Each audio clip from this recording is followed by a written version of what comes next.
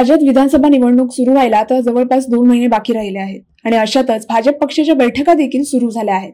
या बैठकीमध्ये विधानसभा निवडणुकीच्या दृष्टीने खूप महत्त्वाचे निर्णय घेतले जात आहेत। विधानसभा निवडणुकीत यंदा महायुती विरुद्ध महाविकास आघाडी अशी लढत होणार आहे। विधानसभा निवडणुकीला सामोरे जाताना महायुतीतील मित्र पक्षांना योग्य तो आदर दिला जाईल आणि भाजप कार्यकर्त्यांवर कोणत्याही प्रकारचा अन्याय होणार नाही असं ठरवण्यात आले होते। पण यापेक्षा काहीसे वेगळे चित्र आता महायुतीत दिसून येत आहे। अलीकडेच भाजपच्या झालेल्या एका बैठकीत महाराष्ट्रात भाजपने 150 पेक्षा जास्त जागा लढवाव्यात असे मत भाजप वरिष्ठांनी व्यक्त केले आहे। महाराष्ट्रात विधानसभेच्या एकूण 288 जागा आहेत। त्यातल्या जर 150 जागा भाजपने लढवल्या तर महायुतीतील इतर पक्षांच्या वाट्याला उरतात फक्त 138 जागा।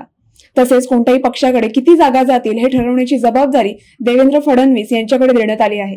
पण सर्वेच्या आणि लोकसभा निकालाच्या आधारावर जागा वाटप होईल असेही सांगण्यात येत आहे। भाजपचे प्रभारी आणि अमित शहाचे विश्वासू नेते भूपेंद्र यादव सध्या महाराष्ट्रात चांगले सक्रिय झाले आहेत। त्यांनी भाजपच्या विभागनिहाय मॅरेथॉन बैठका घ्यायला सुरुवात केली आहे। या बैठकीत प्रदेशाध्यक्ष चंद्रशेखर बावनकुळे, महामंत्री संजय केनेकर, विजय चौधरी, विक्रांत पाटील, माधवी नाईक, चित्रा वाघ आणि श्रीकांत भारतीय अशा भाजपच्या बड्या नेत्यांचा समावेश होता। तसेच येत्या 16, 17 आणि 18 तारखेला अमित शहा महाराष्ट्र दौऱ्यावर असणार आहेत।